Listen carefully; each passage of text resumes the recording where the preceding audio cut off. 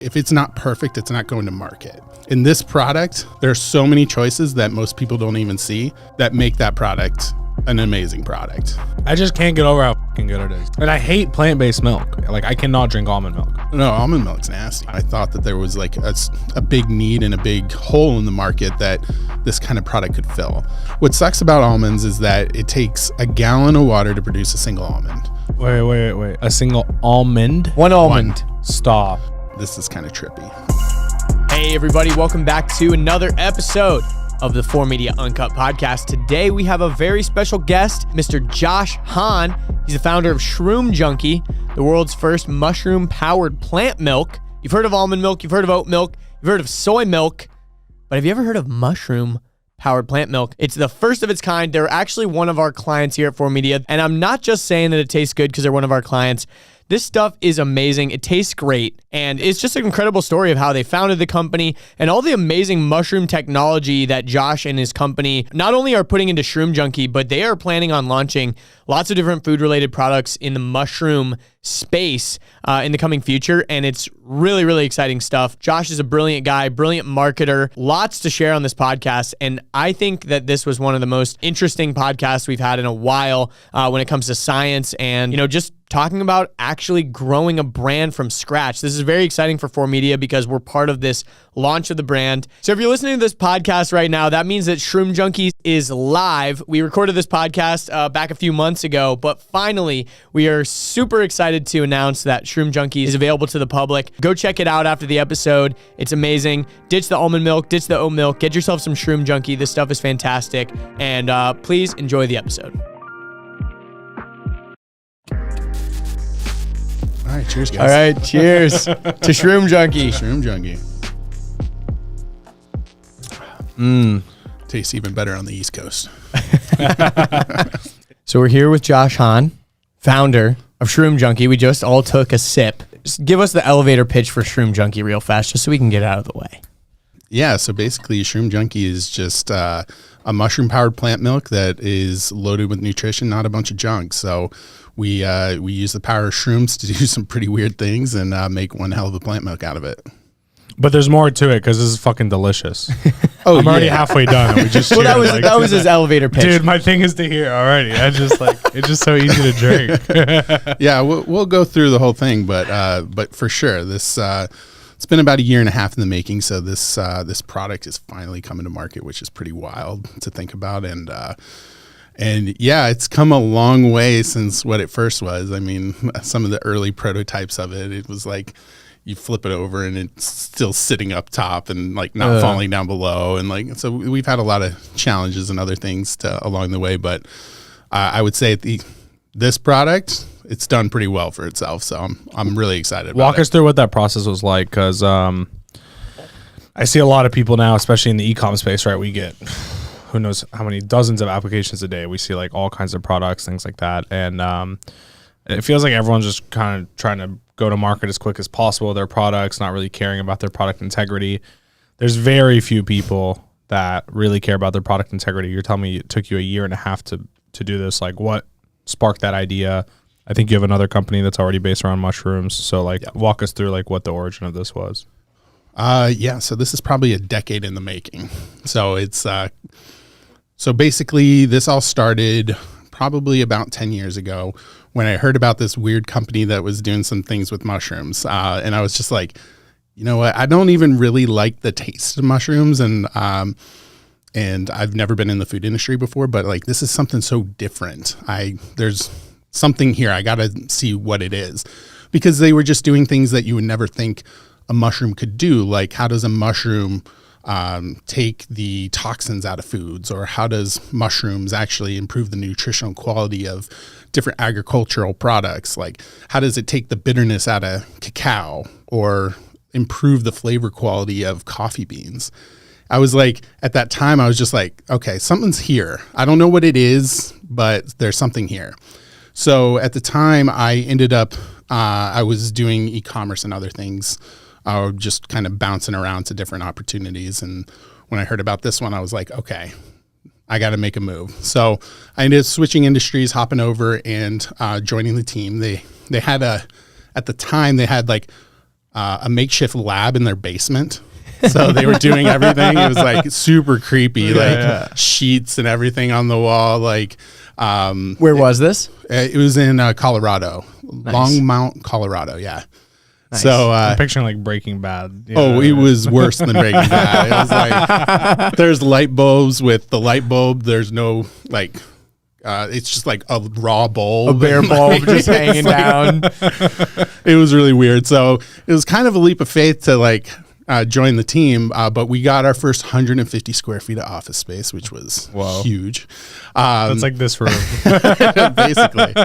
And what was the like product at the time? I guess like how were you guys even funding it, or what was the situation there? So at the time it was bootstrapped. So we were originally, the premise of the company was to improve take low grade coffee and turn it into premium grade coffee, because we could remove the bitterness out of the coffee. So we could with mushrooms. Okay. Yeah. So basically you take liquid mushrooms, spray it on to coffee beans, let the mushrooms basically ferment on the coffee beans, and it starts to do what mushrooms do in nature. They take out the things that the toxins, the mold, all this other stuff that comes along with it, and the result is a much smoother tasting, much better for you kind of coffee. Interesting. So we started out with that. So we ended up getting this office space. So very, very small, tiny office. And shortly after that, we raised our first $1 million, and we're like, yes, we'll never have to raise funds again. And $200 million later, we're still raising more money, because apparently the vision was much, much bigger than that. So we've what we kind of discovered along the way is like we discovered a mushroom extract that can basically block the perception of bitterness in foods. So if you think about it, like cacao is naturally bitter. And the reason why like a chocolate bar has so much sugar is because of the bitterness of the cacao beans. So if you can lessen that perception, you can lessen the need for sugar in there. So ultimately what we discovered was that there was a mushroom extract from Cordyceps sinensis that actually blocks the bitter taste from binding with the receptor site on your tongue. Whoa. And without that binding, you're not perceiving that taste. So the bitterness is still like technically there, It's but there. it's just blocking your tongue from being able to like perceive it. Exactly. Whoa, that's pretty cool. Yeah. So basically, that kind of like kicked everything off, because we stopped being like a process company, started being an ingredient company, and really started scaling the business from there.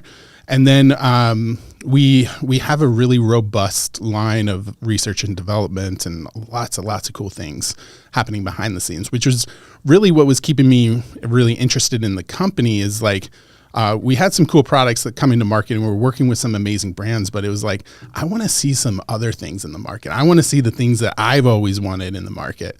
So the idea for Shroom Junkie kind of came about in that. Because like quite personally, it was a little bit deeper than that, because I had been working so hard. I'd been working like 8 years, traveling nonstop all around the globe, just trying to make this company work. And it was very taxing and tolling, to the point where I looked at myself in the mirror and didn't recognize who I was looking at. And I'm like, I'm the most unhealthy I've ever been in my life.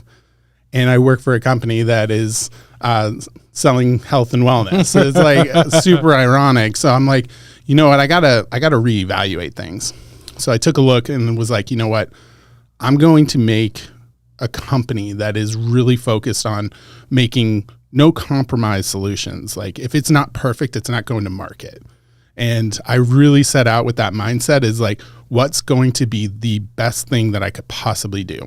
In this product, I will say there are so many choices that most people don't even see that make that product an amazing product. So, and you kind of, like you said, you were going around the globe to all these different, I guess they were probably food manufacturers and things like that, trying to kind of sell them this vision of what the power of mushrooms could do. But at the end of the day, you were like, well, why don't we just start our own? Why don't we just do it and Yeah. make a proof of concept? And that's kind of where that's what happened with Shroom Junkie, right? I just can't get over how fucking good it is. No, I'm gonna take another sip, I'm so too. serious. Like Yeah. I'm almost done. I'm below the vegan line right here. And I hate plant-based milk. That's the thing. Like I hate I really hate plant milk. Like I cannot drink almond milk. No, almond milk's nasty. I despise it. I can't even mix it with a shake. I just don't like it that much. I'd rather put water. I don't know. Yeah, I think the closest thing for me is oat milk. It's pretty thick and stuff, but it's just like got a bunch of seed oils and it's not Does it very have high this flavor though? Like not really. No, this is amazing, and it's so thick too. And it's like sweet. Like I don't know. I just feel like I'm drinking something that's flavored when it's not flavored. Yeah, this is the original. Yeah, I can't Just imagine wait. what the future Just holds. wait. I know. I'm Yeah, like we got thinking some about cool the things cacao. coming. I'm like, okay. So, anyways, to go back, I guess. So you were saying that you looked at yourself in the mirror. You're like, I'm unhealthy. Let's make something. Let's fix this. Like, Yeah.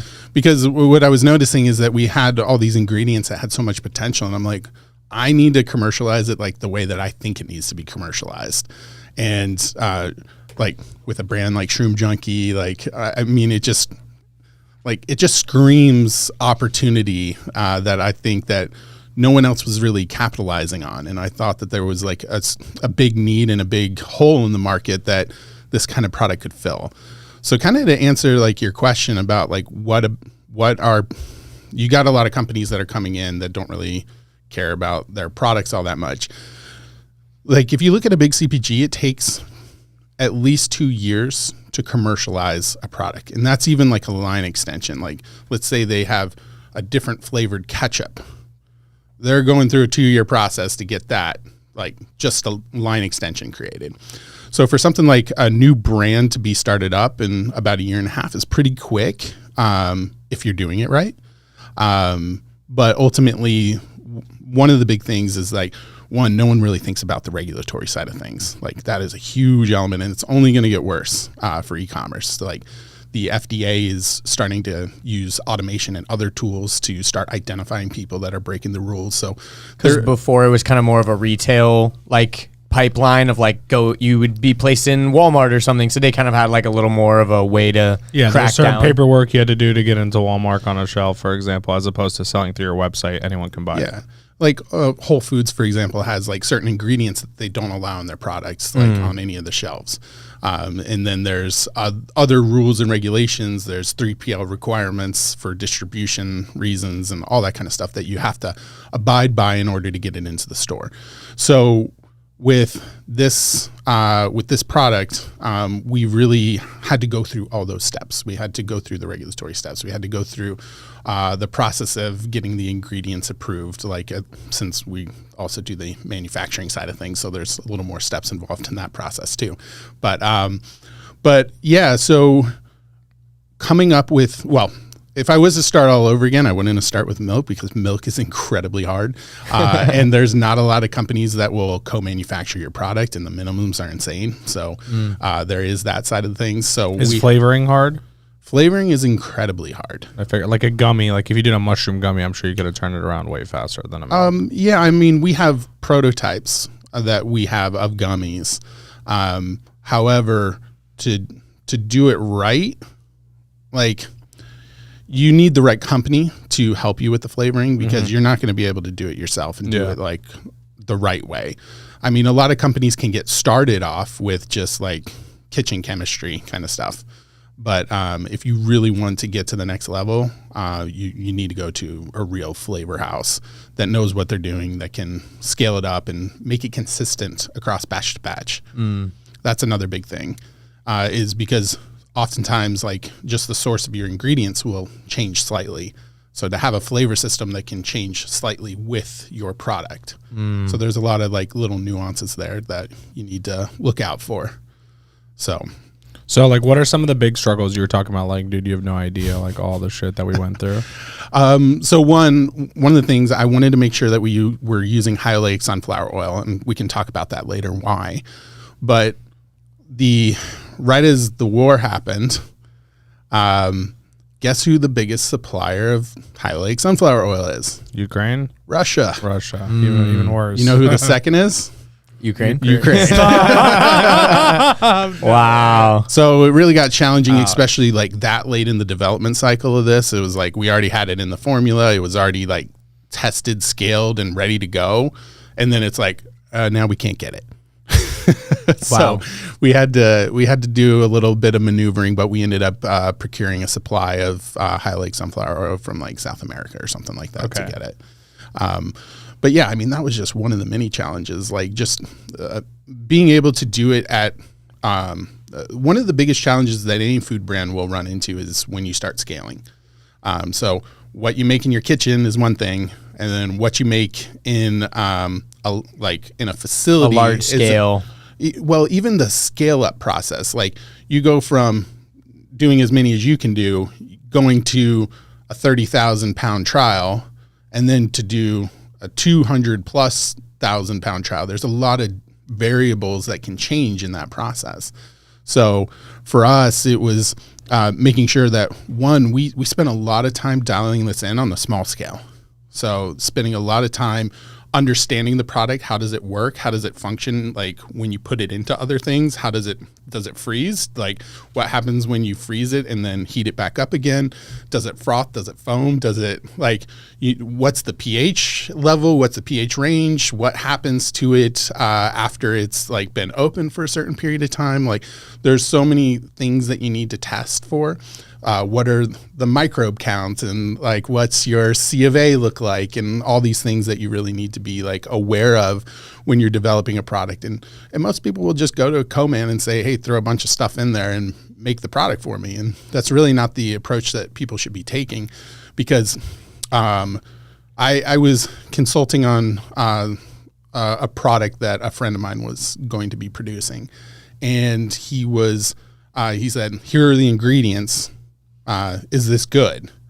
I took a look and I'm like, well, like if you have this ingredient, you need to know what the source is, because that's going to have the active ingredient that you want in it. So if it's from this part of the plant, it's going to work. If it's this part, it won't work, or so on and so forth. And like, there was probably like 40 questions on the page to kind of like ask questions about the product, and no idea to any of those questions. So, and I think that a lot of people go into making a food product and say, hey, I just need to find a co-man. I need to find someone to produce the product. They procure all the ingredients, when they really need to be the ones who validate the ingredient suppliers that are putting their products in there, not having the co-man just put whatever they want. And then you need to know, especially if you're doing like a supplement or something like that, you need to know what the bioactive compounds are and making sure that they test for that. Sometimes it's not required to test for the bioactive ingredients in there. We went on and tested a bunch of different products for certain levels of bioactivity for what they were selling, and some of it was non-detectable. Meaning like a probiotic or something like that, and then there's just really nothing like active in it, or what would an example of that be? So take like a mushroom supplement. Mm-hmm. It's obviously can be really good for you. It can do a lot of things. A lot of the research suggests that it can have some pretty powerful effects, and I'm a true believer in that. But there's a lot of mushroom supplements, especially how they're produced, that have no detectable limits of those active ingredients. So we know what the active ingredients are for those types of mushrooms, and if there's no active levels, that probably means that how they were growing it, or they just didn't care. They're just throwing stuff in there. So there's basically like how you grow mushrooms typically is through wood. So, and then you harvest it. Wait, give us more details on this. What do you mean grow them through wood? So basically how you grow mushrooms is you use the liquid tissue culture, like the roots of mushrooms, the mycelia, and basically spray it onto a medium. Typically wood is what you spray it onto. Yeah, and like in the forest, you'll see mushrooms growing off of like dead trees and stuff, right? Exactly. So they're the recyclers of the forest. They clean everything up that falls and dies and recycles those nutrients. So mushrooms like to grow on wood, dead wood. So so most people will grow it on a wood substrate and let it grow, and then they'll harvest the whole thing. So you're left with a lot of wood and maybe some mushroom. So there is. And the wood substrate would be what, like wood chips or something, or is it like an actual like piece of wood, or like what would that look like? Oftentimes it's just pieces of wood. Got it. Yeah. So a lot of times if you're eating some of these shittier mushroom supplements, you're just eating a bunch of wood. Yeah. And the other problem is like I've taken a look at some mushroom supplements, and I know for a fact that some of what they say is not true. It can't be true because the product would be like $50,000 for that supplement. Like, for example, like there's two different types of cordyceps. There's Cordyceps militaris. There's Cordyceps sinensis. Cordyceps militaris is what most people consume because it's easy to grow. Cordyceps sinensis is one of the most coveted mushrooms on earth. It sells for $14,000, like a kilogram. Wow. Yeah. So where do they grow them? Were those like shrooms like you take to like get high and trip out? No, these are actually like approved pharmaceutical drugs in China. Wow. So it's one of two mushrooms that is actually like approved for use in China as like to use as medical supplements. Yeah. So basically this is kind of trippy.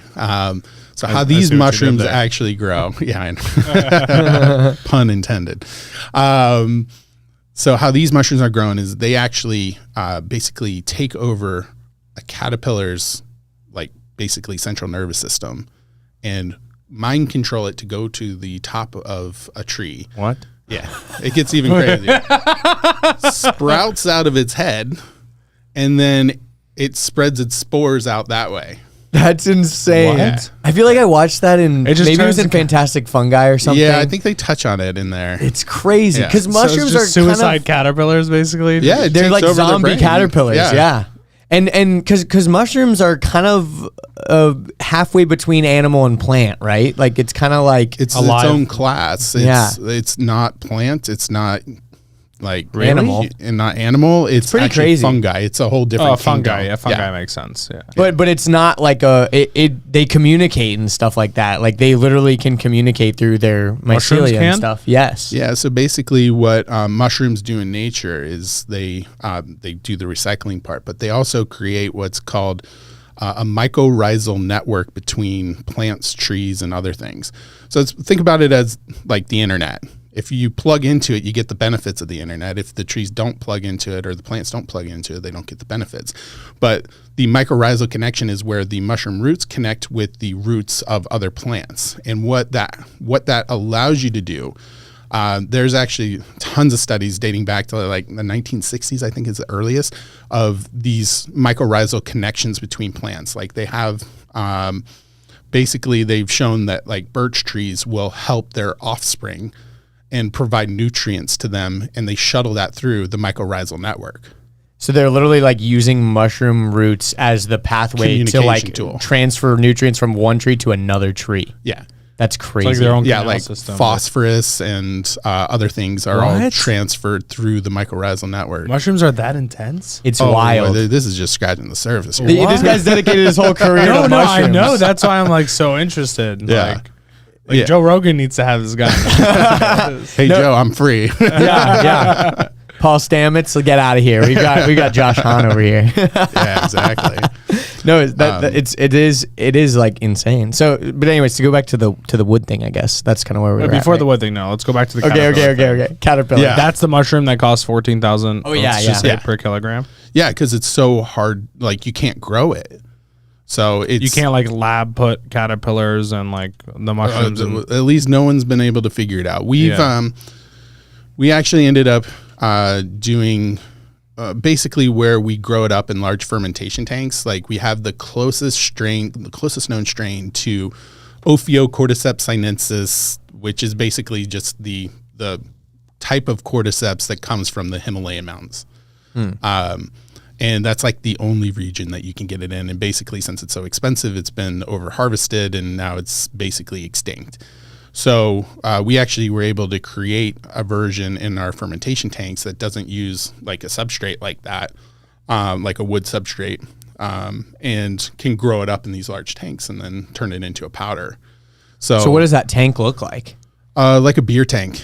Oh wow! Yeah. So it's like a big metal like thing, or Yeah, think about like 90,000 liter tanks that can make this stuff. Wow. Yeah. And so there's just mushrooms growing inside of it, and are they growing on any kind of substrate, or they're kind of just growing off of each other, or what's happening in there? So we don't do anything with the fruited body of the mushroom. We only do stuff with the mycelia, the roots. Interesting. So that's where the cool magic happens. Interesting. And what's the difference between a mushroom and a truffle? Because I know that they're like basically kind of the same. What's the difference there? So it's still part of the same, like it's still a fungi. It's still in the class of fungi. It's just how they fruit is different than most mushrooms. Huh. So basically you find them at the base of oak trees, I think is what it is. So instead of having like the traditional mushroom shape, it like is underground or something? It's a subterranean mushroom. Huh. Yeah. So what's really cool about truffles is the fact that when they're starting to grow, they send out this basically shock wave all around it, where it's a super fast growing strain of the truffle, where it'll actually clear and sanitize basically the area so that there's no competing organisms around it, so that the truffle can actually grow. Whoa. Yeah.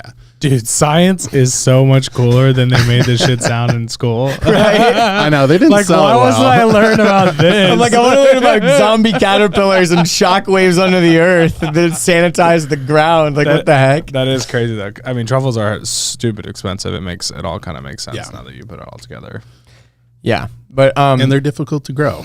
Yeah. Like even in like a traditional setting, like we've grown small, tiny ones, but nothing substantial. interesting. Wild. So, I guess I'm trying to think of where we fell off. So you're saying the $14,000 mushrooms, people are claiming that that's what they're using in their products, but there's no way for them to actually Yeah, do because that. they're putting Cordyceps sinensis on the label. There's no way that you're getting Cordyceps sinensis on the product. It's not possible. Oh, they're actually writing that on the label. Oh. When they probably, let's just say the chance of them actually putting something that is a $14,000 per kilogram ingredient into their product is very unlikely for it to be selling for $20-30. Yeah. It makes At sense. any level. I mean, we have a client who sells like focus supplement, and he Probably uses lion's mane.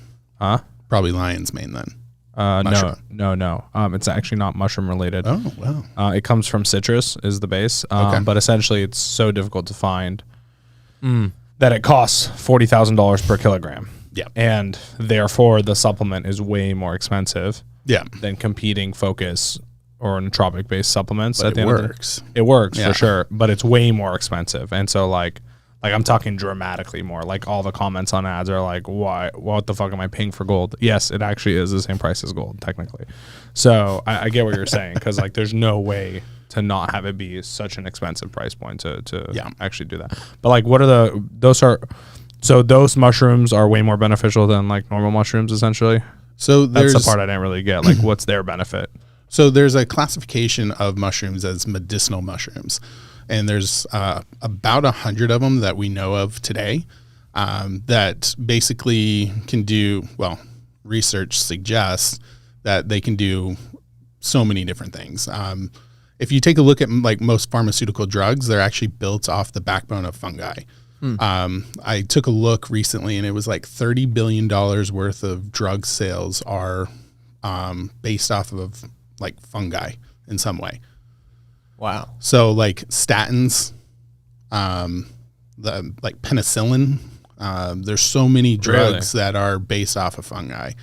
And so basically like majority of modern medicine is actually built off the backbone of fungi in some capacity. So how are like trippy mushrooms made? Trippy mushrooms are just like an evolution of how certain mushrooms have evolved to adapt to their situations. They don't really know why they produce this kind of psychedelic effect, but ultimately there is a reason for it in some capacity. We just don't know why.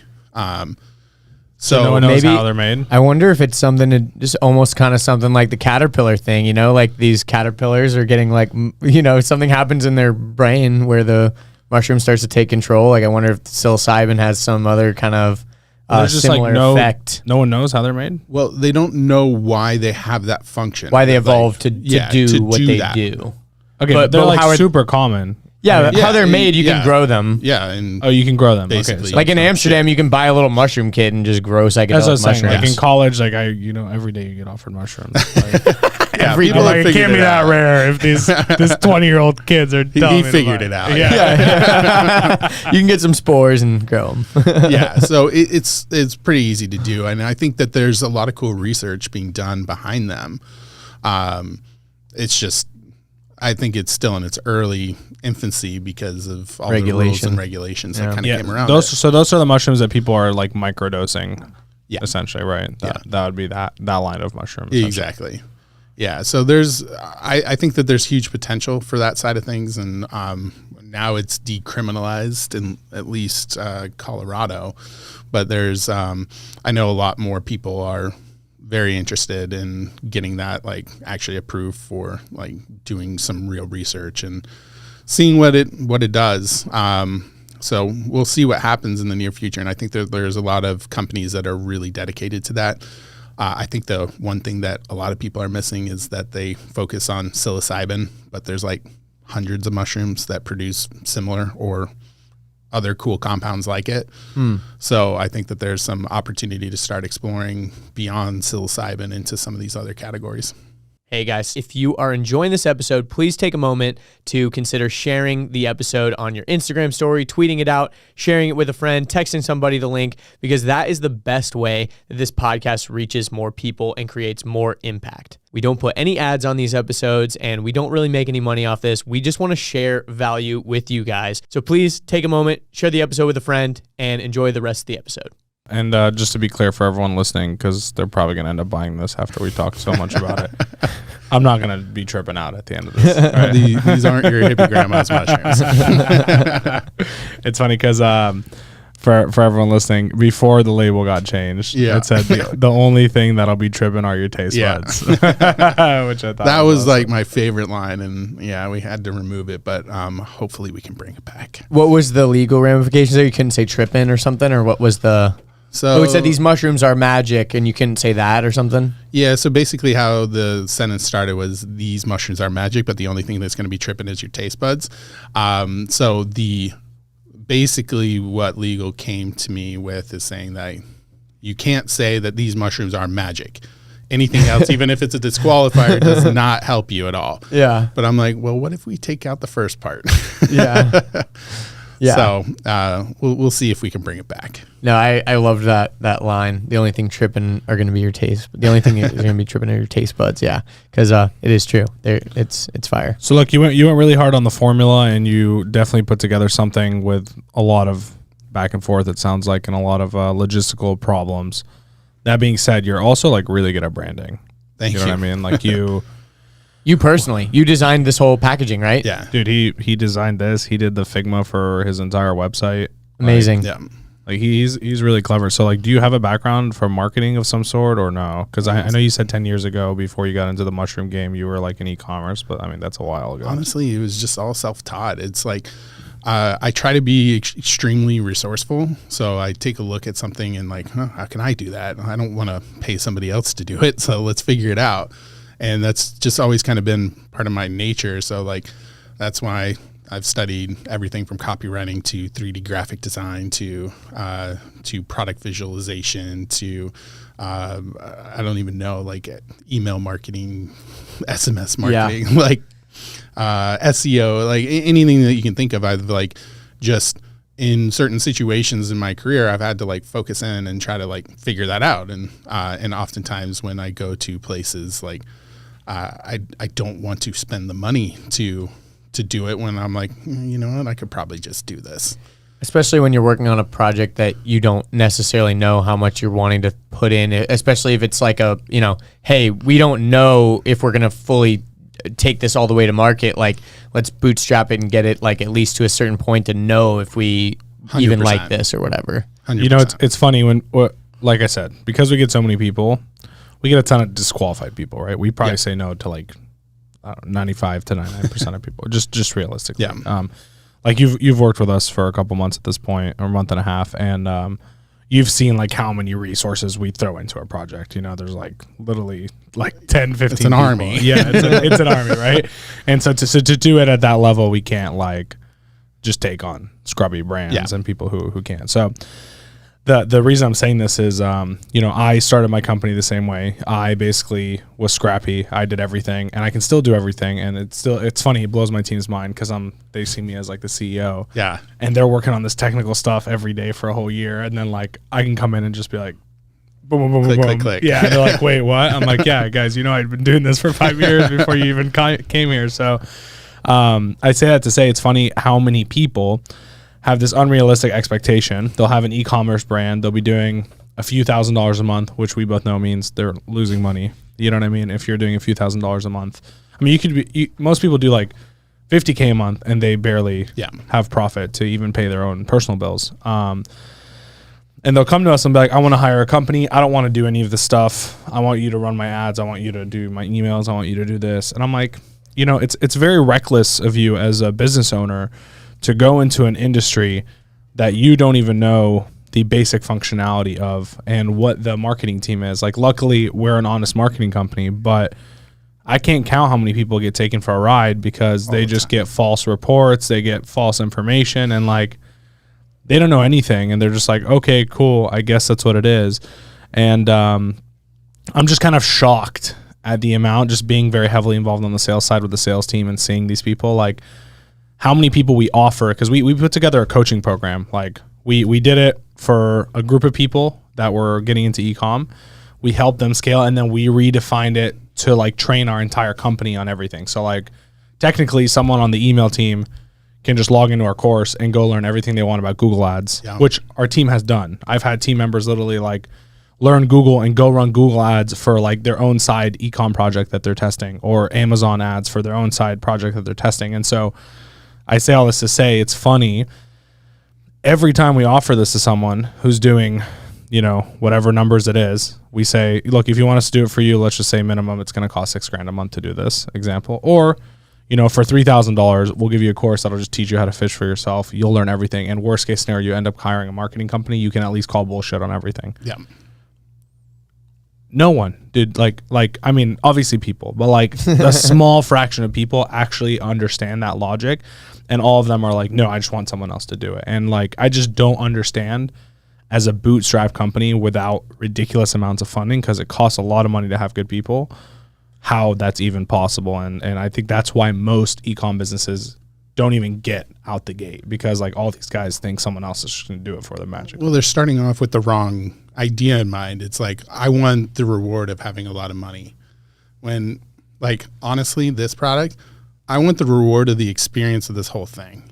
Like, that's what I'm looking for. Like, money, cool, it's a good byproduct and it's fun to have nice things, but like for me, it's like just the journey of this, like getting to this point and getting ready to launch, is so freaking exciting.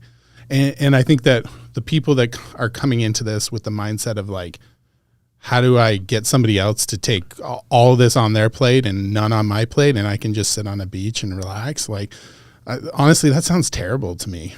Agreed. It sounds boring. Yeah. So like for me, like how I approach everything is just like, I wanted to learn as much of the industry as I possibly could. So studying every single piece I could, because I wanted to be able to talk to the video guys like, hey, this is like I wanted to understand it so that I could actually relay my vision to them, because I don't want to do all those things myself day in, day out, because then I'll never get anything done. But like, I can articulate my vision better when I can say, hey, I think we should shoot at this frame rate, and that like we want to shoot like this at this focal length. We want it to be at this frame rate. We want it to be like you could just speak the language better to them. And then you can do the same thing with the copywriting team, because I hired an agency a long time ago. And when I spoke to them, I was like, hey, what if, like, it was their email marketing team. I was like, what if we took that same concept, but it applied it to the chat side of things? Like, couldn't we do X, Y, Z? And the response to me was, I'm just do email. And I was so annoyed by that response. That like that's your world. That's it. Like to not be resourceful enough to understand like, look, like translate that knowledge into like a very like adjacent category and to be able to learn something new. And like just most people don't want to spend the brain calories trying to figure that out. Yeah. I know, I heard Alex Ramosi one time mention like, I think he called it skill stacking. Like what skills can you stack on your current skill set that are going to make you more valuable to the marketplace? Yeah. And I remember like recently we were sending out job applications for video editors, and I went to this guy's page, and on his YouTube page, he had like spelling errors in his header, and the graphics that he was overlaying on his videos were like really shitty.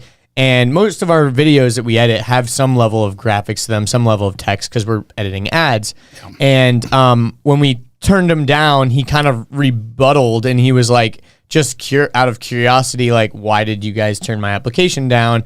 And Gabe came to me and asked me, like, why did you turn him down? And I said, you know, his graphic design skills were weak. And so he kind of, I didn't know why he asked me that, but he like replied to the guy and kind of told him that.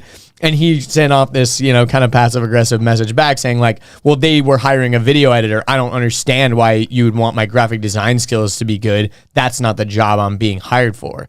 And it's like, come on, dude. Like, do you not understand? Like, you're having to use graphic design principles in your own videos that you're putting on your YouTube channel. It's like me hiring you to build a website and you can't write a headline or make a banner for the website. You're like, I'm not a copywriter, you know? And I expected you guys to hand tied. Yeah, you see, yeah. And it is baffling, you know, when people really just kind of, I mean, there's something to be said about niching down and really being good at one thing, but to not be able to be a generalist at least a few other things, especially in an industry like this, it's just really hard to work with. Look, I'll tell you from a CEO perspective as a marketing company, we are now moving in the direction of essentially getting full stack people as opposed to one person per thing. Example, when we build a landing page, there's the copywriter, and then there's the designer, and then there's the developer, and then there's the integrator who makes sure everything's like connected on the back end. And there's just all these pieces that are just flowing in an assembly line, which in a perfect world sounds great. But what sounds way cooler is one person who can write the copy, make the design, and build the landing page. And we used to think having someone specialize in each one was better. But ironically, in a lot of these assembly processes, like email marketing, for example, as well, when you do that, it actually creates a lot of lag and a lot of friction and slows down the process so much more than we could have ever imagined. Even though each person's an expert, I would rather have the thing done in half the time at 90% or at 95% of what it could be than have it done in twice the time at 100% because all these other people had to communicate. And now slowly, that's how we started hiring. Like we just hired a new strategist to come in as well. Even like Andy, who works directly with you, like Andy can, if he wants to, go build a Shopify store. He can go run ads. He can write copy. He can make the graphics if he wants to. Like he can do anything he wants. And so like that has sped up the process so much. And like Andrew's saying, it's interesting how many people think that like one sub skill of a large umbrella of skill set is valuable when the reality is like if you can finish the project solo, you are the most valuable person. You know what I mean?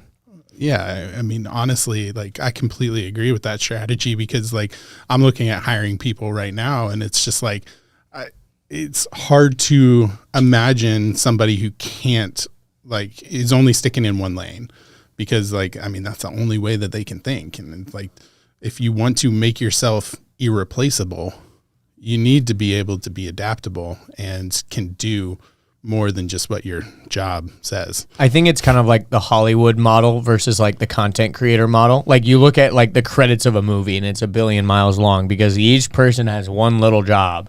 And that's great and all when you're trying to build the most high quality piece of content that you could ever build and there's millions of dollars in budget and there's a salary for every single one of those people. But when you're trying to just put out a small video and you want to have a guy that's just doing one piece of that task, it just doesn't scale, you know, at the level that we're trying to do these things. And that's one thing that's also kind of hard when we're hiring for our content team. there's a lot of people that are still kind of stuck in the like film industry like mindset, I guess. And there's nothing wrong with being in the film industry, but if you're trying to kind of be in some of these adjacent industries that I think are going to ultimately be more popular, because if you can create a really high budget movie or something with less cost on your payroll, why wouldn't you be doing those things? Yeah, exactly. The Mr. Beast model. Yeah, exactly. You know, and it's just an interesting kind of shift of kind of what's happening there. Completely agree. I mean, when you can actually afford $1 million per, I think it's minute for an animated film, then sure, have as many specialists as you want and make sure you have really good processes in place to make sure that it's not getting bottlenecked. But like, no one has that. Yeah, exactly. So especially for any startups or anybody that's just like trying to break out. So, I mean, that's why I've had to be scrappy. Like I had to figure out how to do everything.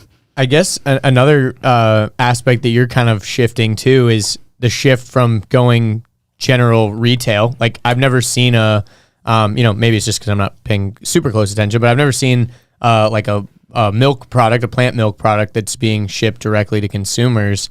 I guess, can you kind of go into like where the decision came from that and why you didn't try to go down the traditional like retail model there? Yeah. So one thing, the reason why I originally chose the D2C model, especially with this kind of product, is because, and I've had a chance to talk to some competitors in the space, and they've told me they've never been able to figure out how the model works. And I'm like, yes. Because what that tells me is that they're based off of a transactional model where I'm very focused on LTV. So I want to, like, I'm really focused on what is my 30-day LTV, what is my 60-day LTV, what is my 180-day LTV. And if I can get those numbers to work, then I can do something that no one else can do and no one else can replicate, or at least no one today can replicate. And they've never been able to figure out how the model works. And I have a pretty good strategy in place that will allow me to increase that LTV and really build a strong community around it, because that's kind of the big focus is like, I chose all these ingredients and I chose all these things because it was something I wanted to see. And I think that will translate into other people seeing it, being excited about it, and want to share that with their friends, family, and other people, because it's like, it's something so different. It's non-traditional in the food industry to be like so transparent about things. So yeah. What do you, I think probably the biggest challenge that comes to mind there is just like the shipping aspects of it. Like shipping a liquid pre-mixed product, like, you know, we were talking about Early Bird earlier. It's a powder. You can ship 30 servings in a little tub. Obviously 30 servings of this is going to weigh a lot more. It's taking up more volume, and you're not only in your warehouse, but shipping it. It's heavy, it's expensive. What was that kind of like for you guys? It's expensive. That's part of the reason why the model is so hard to work. It's just shipping is so expensive. So there's definitely some strategies that I'm putting in place, getting the right 3PLs that have the right distribution centers, the right zoning, all that kind of stuff to minimize the cost as much as possible and make sure that it gets to customers on time. So initially when we start off, it's not going to be perfect, but we're working on those distribution channels to make sure that we get it to a point where it's getting there quick, on time, like, and just really people having a solid experience with the product. But I don't think any business should really rely on direct to consumer as the only channel. You got to operate on an omni-channel strategy, because like if you take a look at all the big DTC players in the market, they all have had to shift to a retail model. Way more than people think, actually. Oh yeah, like 90% plus of their revenue comes from retail.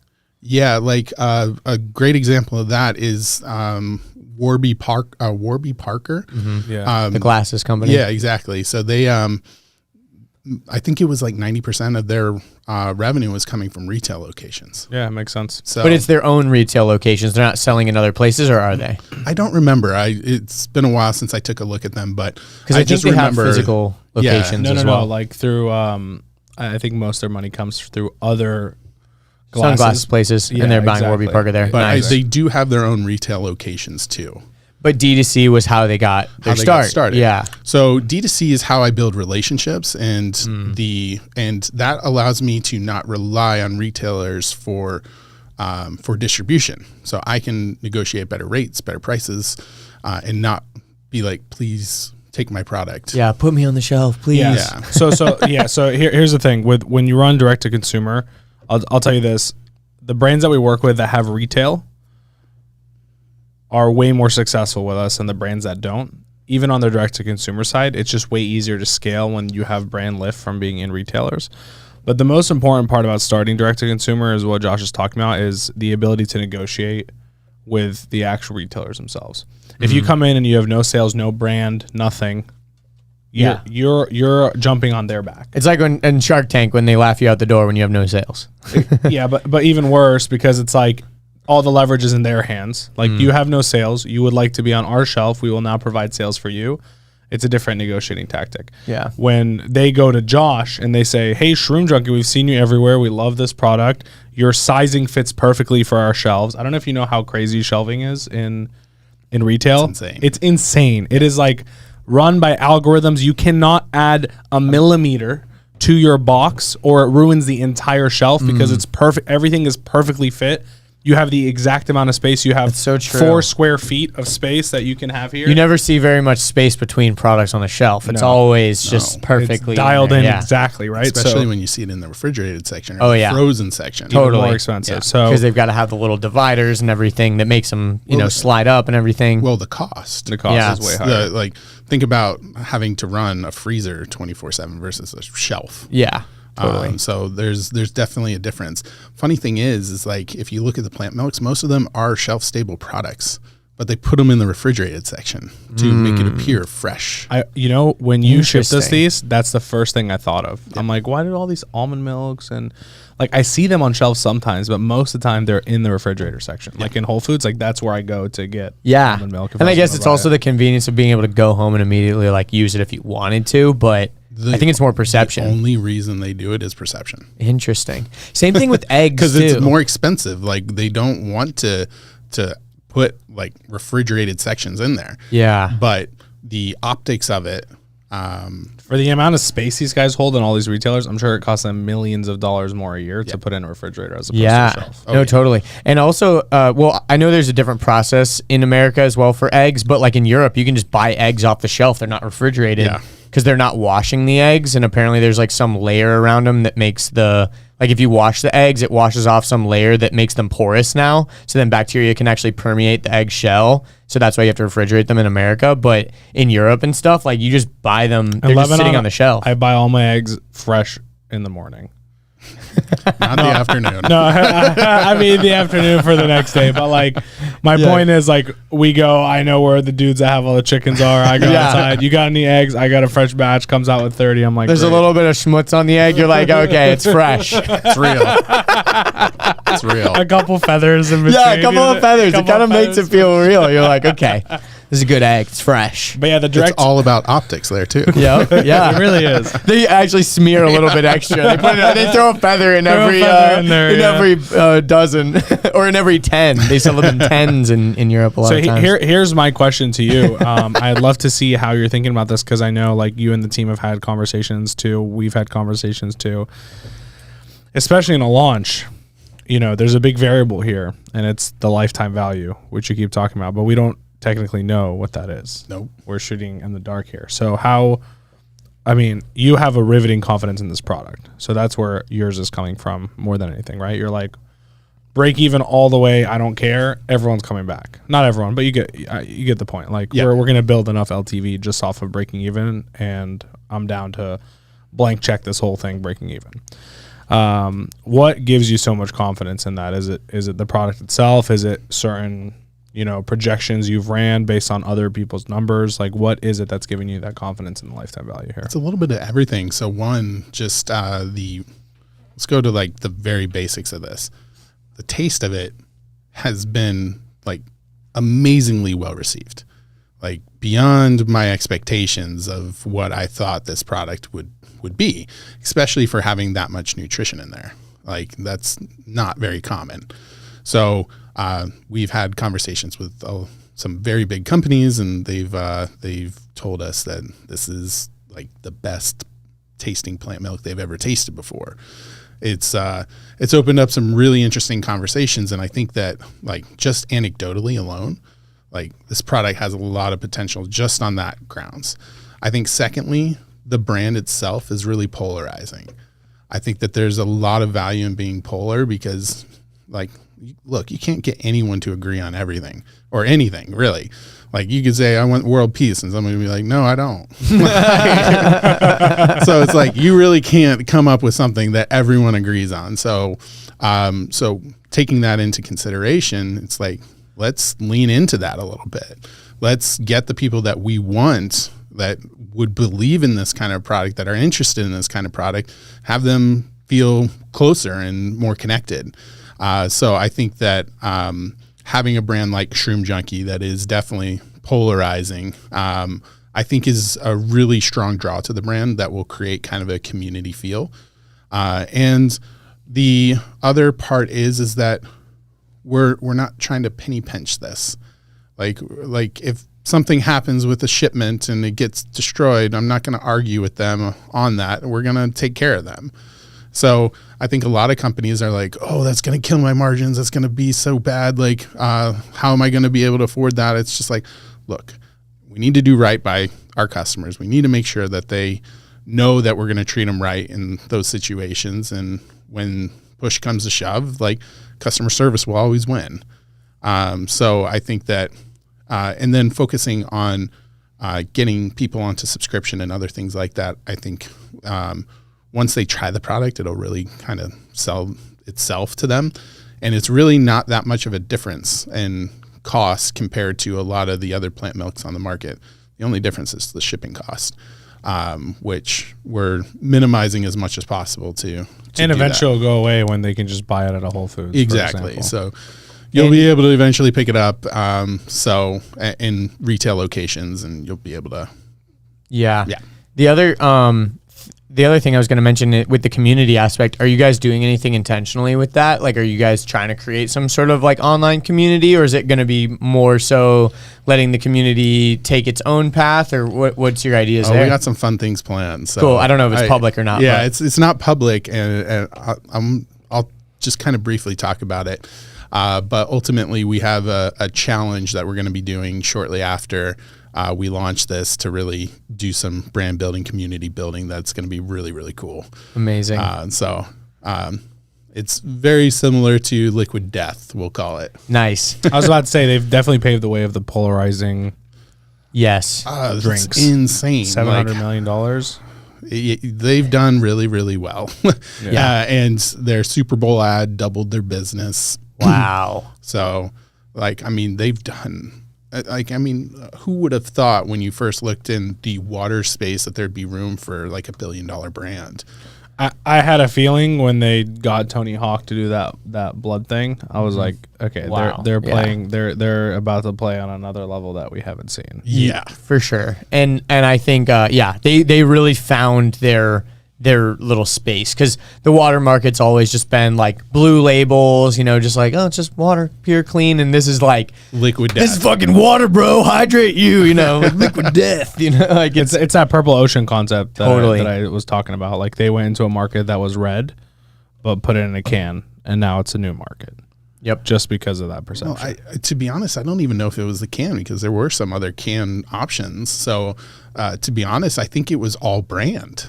I agree. I don't disagree. I'm just saying if that brand was in a bottle, I don't think there would have been as much success. The fact that it kind of looks like a beer or an energy drink or exactly. something. That's kind of part of the polarizing part is like a construction worker doesn't feel like a little bitch drinking out of his little water bottle. He feels like he's like got something kind of cool and they or whatever. intentionally made it look like a beer. Yeah. Even in their ads. That Super Bowl ad, I think Yeah, that's it was the just a beer bunch one, of kids. right? Yeah, a bunch of kids pounding it down. Totally. Relax. By it's the way, just I water. finished this. It's so good. It's 40 so, grams of protein down your Dude, system. I love it. No, it is really good. It's so amazing. Good. I fucking hate plant milk, but this is so good, dude. Like this is so good. It tastes like vanilla flavored. I know it's not, but like one thing I was going to ask you about too is so obviously there's been a huge push in recent years of people stopping drinking dairy milk, drinking cow milk.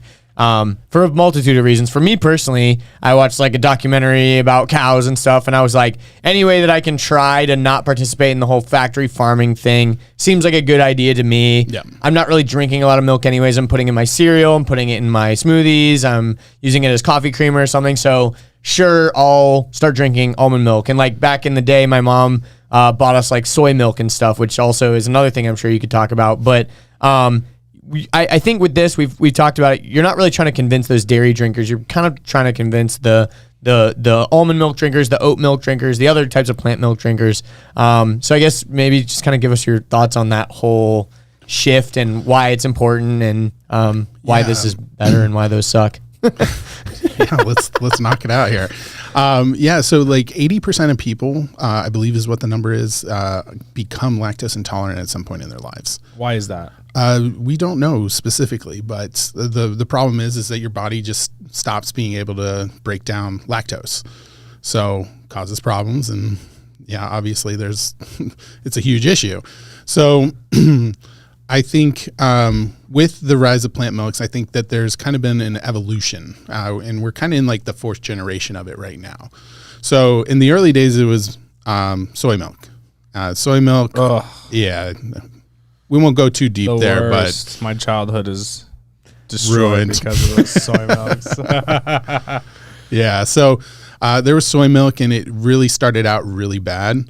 But to be honest, the only reason why it's probably the cheapest option is not just because it's been like so well refined, the process, but it's because there's soy subsidies. So that actually, Just like there's dairy subsidies. exactly. So like if you look at meat or you look at dairy, there's so many subsidies to make those products affordable.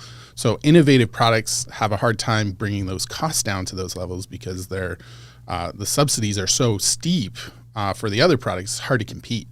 So you really got to do something different. So that's part of the And there's also a lot of cost challenge. and just while we're on the topic of soy, there's also been some health concerns with too much soy, right? Like there's like hormone stuff. It caused like hardened nipples in guys and stuff, right? Like I remember I've heard some weird stuff. I won't say that it does because I don't know for sure. There's some conflicting reports, but a lot of people are avoiding soy for a multitude of reasons, and a lot of them have to do with health.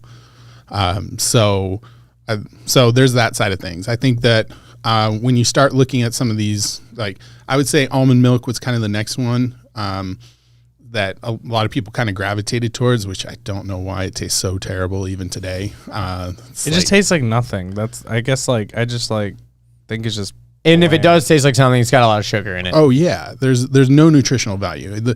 What sucks about almonds is that it takes a gallon of water to produce a single almond. And 80% of Wait. What a waste.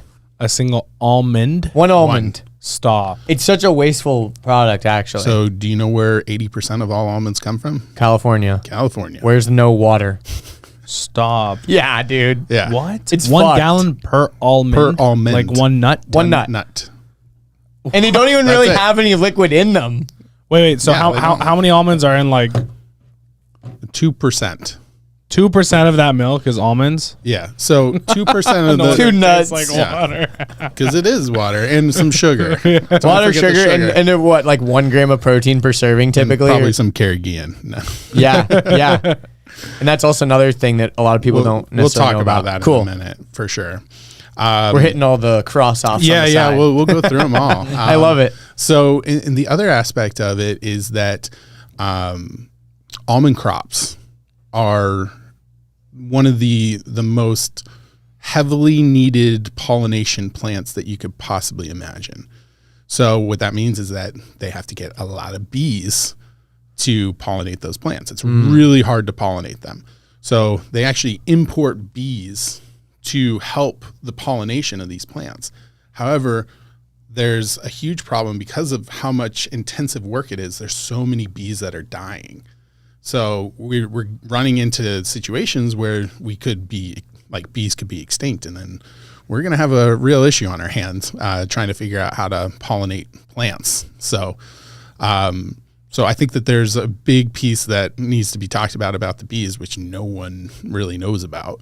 So So there's that side of things. And then like kind of the hot one today is Oatmilk, which I don't know who had some oatmeal one day and was like, dude, we should just add a little more water to this and this would be perfect. Andrew likes Oatmilk. I only like oat milk because it's a little thicker and it like tastes a little better to me. You only like it because it's better than the almond milk. Exactly. That's the only reason. So, and that's the big reason why I think that people will likely trial this product is because of the fact that no one's happy with the current situation. No one's truly like really like, I have my plant milk and that's what I drink. They're like, oh, we'll try something new. I'll compromise a little, like you said, zero compromise product, right? Exactly. So when I was looking at this, I was taking a look at the entire market and I'm like, there's like no one focusing on nutrition. It's all just like these alternatives. There's 28 different alternatives. It's like, at least I'm not drinking dairy, I guess is like the thing. Yeah, that's exactly the thing. Yeah, at least I'm not drinking dairy, but why am I drinking this?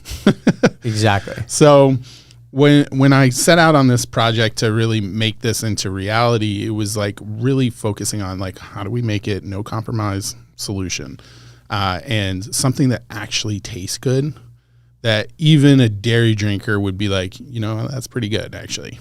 So so I was like, okay, how much protein do we need to add to this thing? I'm like 10 grams. It's got to be double digits.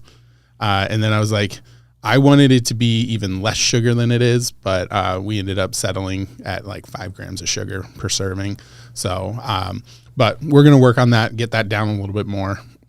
We have a chocolate milk that's going to be coming next, which is insane. It's at 11 grams of sugar. I'm going to bring that down to like mid to low single digits, which is going to be awesome. In the sugar levels, you're saying? Yeah. And I'm sure that has to do with the cacao bitterness situation a little bit that we talked about earlier. We'll probably use more of that ingredient. We do use that ingredient in here. Nice. So that it actually kind of balances out the flavor profile a little bit more and some other things, some subtleness to it. Nice. So yeah, so basically I was like, okay, let's make this into something that is really good. So one of the things that we talked about earlier is high oleic sunflower oil, and seed oils are terrible for you. So why would you use a high oleic sunflower oil? That sounds like a seed oil. Well, the reason why is because one of the biggest health detriments, according to scientists, is that we have an imbalance in our omega ratio. So we have too many omega-6s and not enough omega-3s in our diet. So if you look at mono and polyunsaturated, so mono is omega-3s, polyunsaturated is omega-6.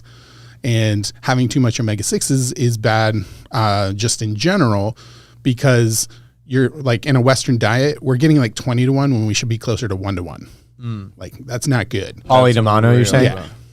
Yeah. Yikes. So what the other problem is, and why seed oils are so bad, is that when you heat something that has high polyunsaturated fat, which is like something like alternative milk, or you're looking at French fries or whatever, they all use these seed oils.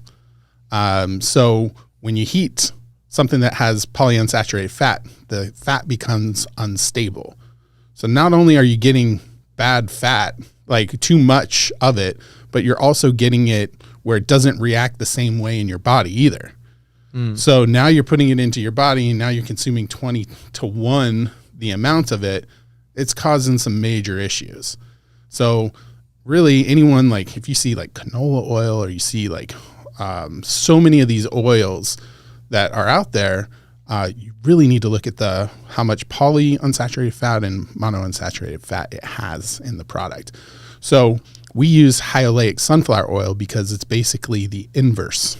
So it has high mono and less poly. And it looks like it's 6 to 1. Mono unsaturated 6 grams and poly unsaturated is 1 gram. Nice. So you're getting a much better ratio. So you're kind of helping to balance out that Western 20 to 1 ratio. Yeah, just bring it back, hopefully get you back into a better situation. Nice. Yeah, because like anything that's heated, don't do it, man. It's because like products like these are pasteurized. So you have to high heat it to make it so that it can actually ship. And I see. So there's a lot of processes that you use like UHT and other things that will have to heat it so that it's safe to consume. And there's other things like French fries and things like that. And there's even more problems when you don't change it out soon enough and cause even more issues. But yeah, so that's why we chose high oleic sunflower oil. But there's not only that's part of the reason why we chose it. Second part is that we also have an excellent source of calcium and vitamin D in the product.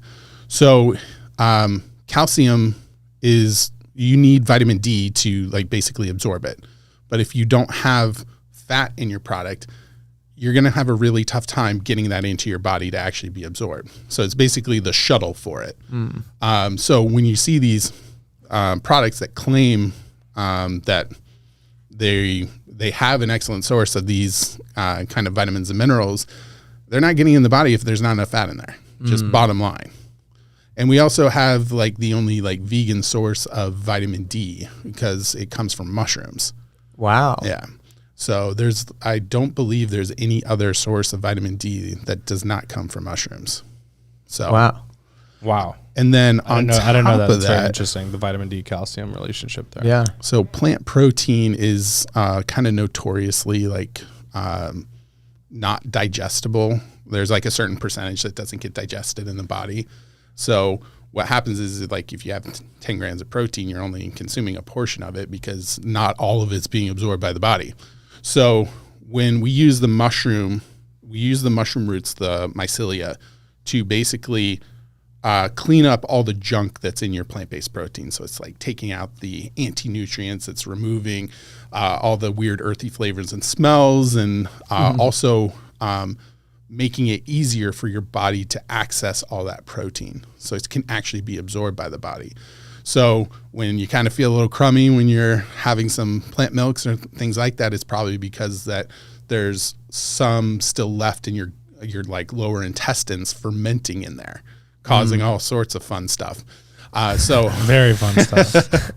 so Just the word fermenting in your own body just feels gross. feels wrong. Yeah. So like this whole, and the other thing is about the anti-nutrients that we're removing. Those like block the absorption of key vitamins and minerals from going into your body. So like this whole product is designed intentionally to make it so that the things that you're consuming are actually getting into your body as much as humanly possible. So like all the little pieces kind of come together in kind of a meaningful way that like it's hard to just say that in a little elevator pitch, but but ultimately it's like everything is really being thought through to make sure that it's a really great product. Even like a lot of people have problem with natural flavors because it can kind of be a blanket statement for a lot of different things. And yes, it can be a bad thing. And it can be also a completely fine thing because the mushroom bitter blocker that we have is actually technically considered a natural flavor. So, and we use that in this product. Yeah. So, What is that downside of the natural flavor? Because I remember seeing some TikTok, someone talking about like LaCroix the other day. I'm like, shit, I've been drinking a bunch of LaCroix. Like the natural flavor, you can kind of like say it's natural without real, there's some weird process that's happening that they can kind of mask it under or something. yeah. So basically the problem with natural flavor is that anything that has the structural identity of something in nature can be considered a natural flavor. So something created in a lab but has the same structure as something found in nature can be considered a natural No flavor. way. Yeah. That's ridiculous. It seems like you couldn't say the word natural if it's like being created in a lab, I guess. But And that's the problem is that it's. But then where do you draw the line, I guess? That's the other problem. And it's really tough for the FDA to kind of make some of these calls on like, what's the right way to do this? Cause there's so many like nuances, like what about this or what about that? Or how would that classify? So I think it's kind of just gotten to the point where people are like, I just don't want to see it, but it's like, there's a reason why we have it. And that's one of the big things that I think is, not every company's out to get you. I mean, there are companies that are like, hey, we don't care. Like, let's do anything we can. But like working in the B2B ingredient space for a long time, like at least all the people that we were working with, there was only a handful of people that I would say are like people that you don't really want producing your food. Have you ever watched the documentary Merchants of Doubt? I watched that recently. It came out a while ago, but it's just about these guys in different industries that have played very pivotal roles. Like in the cigarette industry, there was like this big push, of all the chemicals in it and stuff like that. And they were saying, oh, it's not addictive. We don't have any conclusive evidence it's not addictive. And there were these strategic guys put in place to kind of be the ones to try to push the blame around. So they were, then they were saying, well, cigarettes were causing all these house fires. So then instead of trying to make a cigarette that would like go out after a certain amount of time, so it wouldn't just sit there and, smoke for 30 minutes after it had been put out, they said, well, actually the real problem is the furniture industry. We need to put more flame retardants in furniture so it won't catch on fire. The problem is not the cigarettes. And so it became this whole thing where now there's all these chemicals getting put in your furniture that your kids are jumping all over. And like, it was just so crazy how deep all the rabbit holes go and how sinister these companies really were. It was just so sad to like even see that some of these companies were, it's like, how do you even sleep at night? Like, and it's sad that they're able to stick around and skirt around regulations and make these little groups that seem like they're lobbying for the right thing, but really underneath it's just a bunch of companies funneling money into it so that they can kind of shift the narrative in a certain way. It's wild.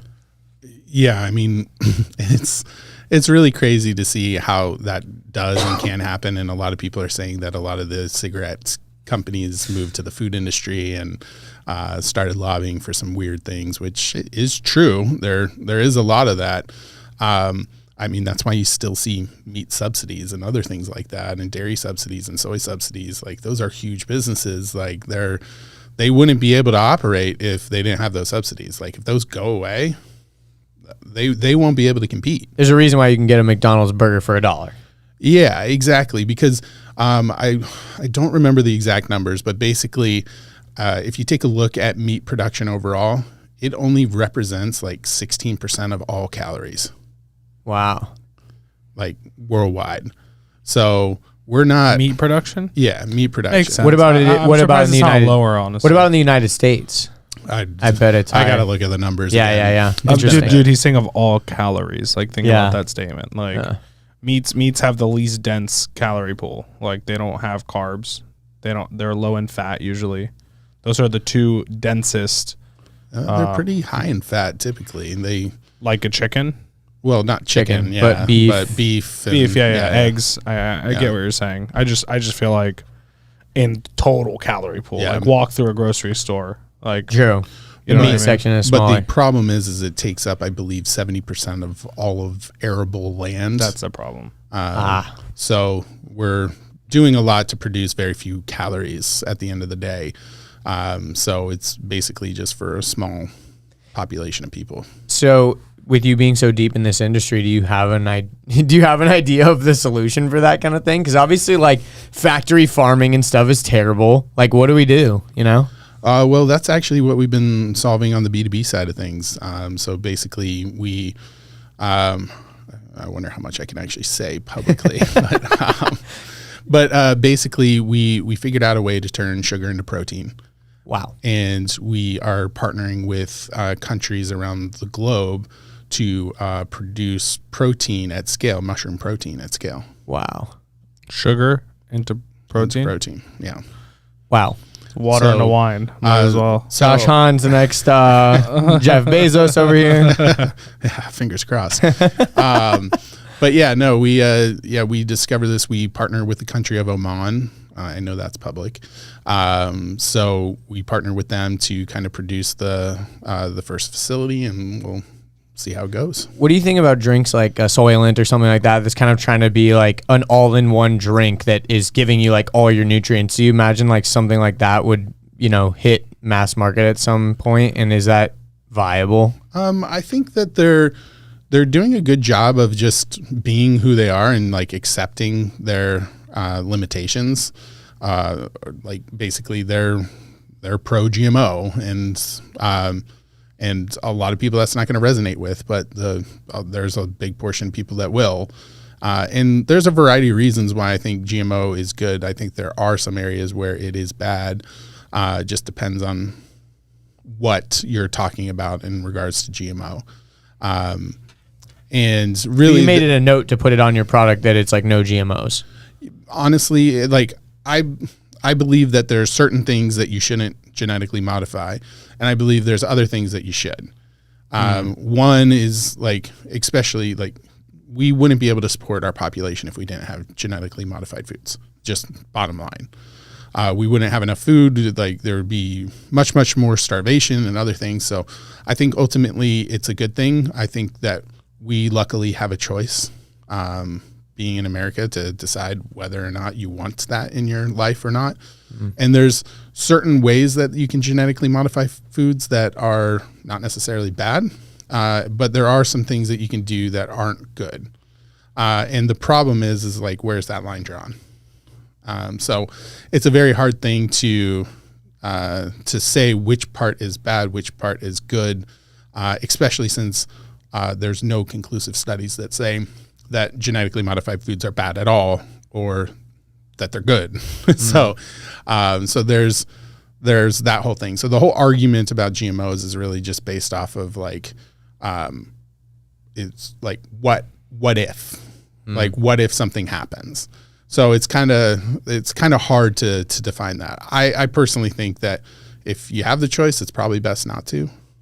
But in the event that there are, like, you got to really look into it a lot deeper to understand what they're doing, why they're doing it, what's being changed. And I guess the last one is the Carageenan. Is that how you say it? Carageenan. Carageenan. Yeah. What's the deal with that? Because I've seen that in even like chicken and stuff that I've bought before. Yeah, so it's a type of what's called an emulsifier. Emulsifier? Yeah. It's like a thickener? Yeah, basically. And bro, you know, like the most random. I always tell him this. He just like random facts. What? Like, you knew about the caterpillar thing? Yeah, I didn't know it to like the level of being able to explain it fully, but I'd heard of it. It's pretty wild. Like, I don't know. He just pulls shit out of his ass. I'm like, you're making this up, and then he's like, no, he's like actually super educated on it. It blows my mind. I need to take him to like trivia nights. Yeah, right. Yeah. Anyways, emulsifier. Sorry. Yeah, so it's an emulsifier. I had to really look deep into this because I was like, what is the problem? Because we do have emulsifiers in our products. So we have, what were the ones that we have? We have gum acacia and gelling gum. Yeah. So the only studies that I could find were saying that Carageenan was bad was, I'm trying to remember. It was like something to do with how it affected the gut microbiome. So it was causing some, I believe it's inflammation into the microbiome. And Carageenan was off the charts the worst gum that you could use, at least out of the handful that they studied.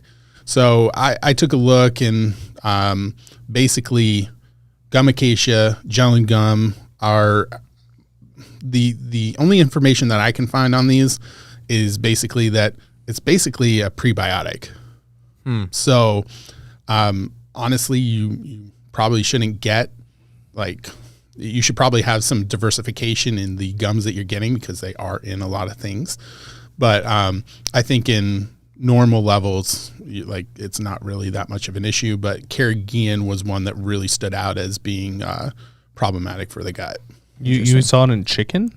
Dude, it was weird. In Kroger chicken, it was like these chicken tenderloins or chicken breasts maybe.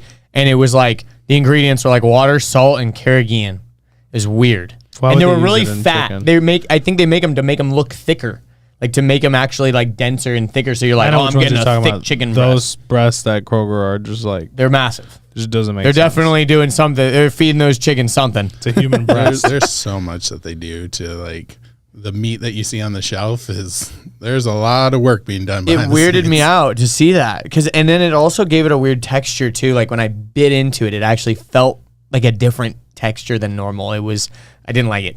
Yeah, you know, when you have like a chicken nugget that's from the frozen aisle, like it's like this is a weird texture, and then the next one will taste completely different. It's all about how it was processed. For sure. Yeah, and I think some yogurts also have like Carageenan in it, I think, as well. Gums are in everything. Yeah, gums are in everything. Yeah. But Carageenan, so it won't say like Carageenan on the ingredients. It would. Yeah. Oh, it will. Oh, Yeah, that's okay. how I won't knew just it was say in like it. some sort of gum that has carrageenan. It'll say carrageenan. Yeah. Say Carageenan. That's where I saw it in that chicken because it like weirded me out. I'm gonna start looking for that. So how does what's the vision with Shroom Junkie here? Let's talk like long-term vision. You're a guy who hates or doesn't like the taste of mushrooms, who decided to make a But mushroom. I do like a mushroom milk. I'll tell you. I mean, I do too. It doesn't but, taste anything like mushrooms. Let's be real. It's empty. I'm telling you. I would drink yours right now. After listening to this. So long-term vision, I want to see this brand scale to kind of shock people. Like I want it to honestly like come out of left field and people be like, where did this thing come from? Like, how did it like show up on the market? So I do have an exit strategy in mind. I do have kind of plans for when we're taking it to retail, when we're taking it to wholesale, when we're doing like a bunch of different opportunities. But yeah, the plan at the end of the day is to exit at some point and be able to kind of see this come full circle. That's amazing. And for the retail side, like you don't plan on doing that as soon as possible. That makes sense. You're waiting out for a specific time. Yeah, I'm probably like the end of Q2, early Q3 of next year is when I'll probably start looking into those opportunities and evaluating which ones make the most sense. Because if we do create this kind of groundswell, they'll come pretty quickly. Yeah. So if we do it right, then people will be like, hey, let's get this. I would imagine. And I mean, these are like small enough to sell at a gas station, in my opinion. Like these could fit on a shelf. Single serves. No, I mean, I'm just like, you're gonna flavor profile this thing to another level as it gets bigger, right? Yeah. You're gonna have strawberry shroom milk, chocolate shroom milk, whatever the flavors are at the end of the day. Like I even think like even a higher protein version that's more of like a protein shake or something too. That's what I'm saying. Like, cause like, I mean, at least what I get at gas stations is like those like single serve protein shakes, like strawberry, 21 grams or exactly. something. Yeah, and I just grab it out. Like 1 billion grams of protein. some of these, dude. Some of these wild. are like, I've seen like 50, 60 grams and something. It's I'm like like I don't this know how you big. do it. like what is it? How much of that is being absorbed? I have no Yeah. idea. Is there just a chicken in this thing? I don't know. They put feathers in there to make it look real. Yeah. There's a feather like trapped under the cap. That's too funny. I'm super excited to finally launch and have everything full go soon here, and We're honored to be a part of it too. super honored. The team's like so We're excited pumped. about this Oh, project. I'm beyond pumped, and the amount of stuff that you guys did so quick, it was kind of crazy. Thank you. Look, as someone, here's the interesting part because you do this too, Yeah. right? So like you understand how much time is put into certain things. To be honest, when I told you my launch date, I thought you guys would be like, ha, good one. Like, We're doing this at all costs, even if it gets done like a few days before. Yeah. We need to hit this deadline. yeah. So I'd like, to be honest, just seeing how your team kind of fired up on all cylinders, got rolling, was able to get stuff back to me super quick, got my feedback, understood the messaging, the value proposition, where you can go, where you can't go. And then starting to deliver like assets and other things was super quick. And I was just like, damn, okay.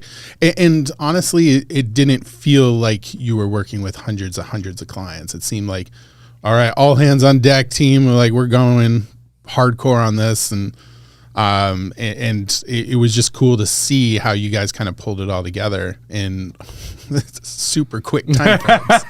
I appreciate you saying that because it's funny. We do things, let's say slightly less fast than we did for you. For example, we had like a very hard deadline, but like, let's just say 80% as fast even is still very fast in comparison. And people who don't do it, like who don't build these things themselves and understand like how much time it takes to research, write copy, do all these things, whatever it is, they're always like, man, why are we moving so slow? We're like, dude, we have like 40 pages of research that we've done on your brand that you didn't even know about. You know what I mean? It's only been like 2 weeks. like take your time. So I really appreciate that, man, because I know the team works so hard. And like, I mean, I'm glad you feel like a valued person because that's how you are treated around this office and in this company. So super excited to even be a part of this launch. Yeah, you guys are crushing it. Thank you, So man. Thank you. We appreciate that. Cool. Now That let's- being said, oh, go ahead. You got to say something? I said, now let's just launch. I'm excited, man. Yeah, What's taking so long? I think by the time this episode, will sure, be out, the launch will have happened. So people will be able to go to Shroom Junkie, shroomjunkie.com, right? Shroomjunkie.com. Shroomjunkie.com. With an IE, not a Yes. Yes. Y. So I do have both. I'll tell you, you have a pretty cool perspective of experience. I want to ask you one last question, and then I'll wrap it up here, which is just to get ahead so you can think. We wrap up all our podcasts with a fortune cookie piece of advice. So if you want to think like, if you could go back 10 years and give someone that age a fortune cookie with like life advice, like, hey, do this or don't do this, whatever it is, you know, moving forward, that would kind of shift how their life went in a positive direction. I'd love to hear it. It doesn't need to be short and fit on a fortune cookie. So I'll let you think on it as I ask this question. Okay. You're part of a company that has, you know, originally raised $1 million and now total 200 million raised. A little more, but A little more. we're about to do another really big raise. Okay, cool. So hundreds of millions of dollars raised for this company. You know, when I first started 4Media, I and I still do. I take pride in the fact that we bootstrap this shit. Like, I mean, having a people-based company is much more difficult to bootstrap and grow quickly than anyone thinks because there's so much variability. It's not like once you make this product, I mean, sure, like we talked about variability of ingredients, sources, whatever, but like generally this is the product. You know, with people, it's like Josh is a different person than Andrew. They could be both doing the same role. We could have the same rules and they could think completely differently because of that. And so there's a lot more controls and it's a lot more difficult to grow without funding or without being acquired. We probably get offered once every quarter to be acquired by multiple people all the time. For the last 3 years, I've probably been offered by 30 different companies to come buy us out or acquire us, roll us up into a bigger company, whatever the case is. And I always say no because we're just not at the point where I want to get to before I want someone else muddying my waters that we've set with our vision and our specific point of view. That being said, you know, as we grow, you get to a point where like I believe you need to hire like the absolute best people. And in order to hire the absolute best people, you kind of have to like spend before you make in that sense on those people. And so, you know, I want to know your perspective because you guys continue to raise money and you are still raising money more. You know, what's your take on being a bootstrap business like Shroom Junkie and having someone else come in and injecting you with a ton of money, obviously with a good game plan? Like, is that something that you're like, dude, I highly recommend I would give away a majority of this company, take a smaller piece of a bigger pie? Or are you like, you know what, I bootstrap this thing, I put in the work already, I put in the money already, I'm just going to ride this thing out even if it takes me 5 more years to get there? Like, which path are you kind of more aligned with here? Depends on the opportunity. So certain things I would say, getting like raising venture capital and scaling it. If you come into the right opportunity at the right time and you can get access to capital, that means you have speed. So you can do things a lot quicker than if you try to bootstrap it. So for the bigger company, the B2B company, we had to raise capital because it's heavily resource intensive. Like we got to build facilities and like big things like that. We got to hire tons of scientists and other people that are like very, very expensive. So I'd say in that opportunity, I think it allows you to scale quickly, which and have access to capital to build out the necessary systems and structure to get you to a point where you're in a good place. From an agency kind of point of view, I'd go bootstrapped all day long because really what you're building out is you're building out some systems and you're building out your teams. And that's not something that's super capital intensive. And to be honest, somebody taking like a bigger, like a chunk of that just because they gave you money doesn't make a lot of sense to me. I think that you can still grow your business. You can still operate and get to a point where you're very attractive to people that want to acquire you. Like honestly, I would just create a vehicle that allows you to create your own brand to produce the cash that you need to fund all the employees that you want to fund. So funny, that's kind of what we do. We not only have our own brands, but we have like sister companies. Yeah. That all leak out from For Media. So like staff that originally, example, we have a recruiting company called Hire Properly. We recruit overseas and American talent into companies.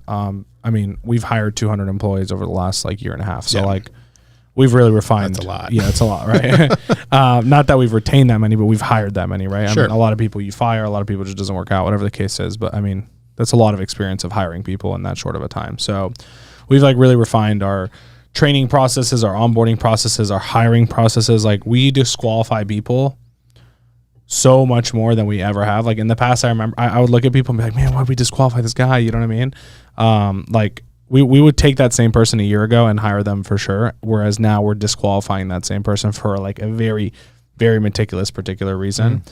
And so we're like, dude, all these people are already asking us for advice on hiring. Like, let's just do it for them. Like we know how to source the talent. We know how to train them. We know how to place them. So example, that's a company that started. We took someone from For Media who was here, who was very involved in the hiring process.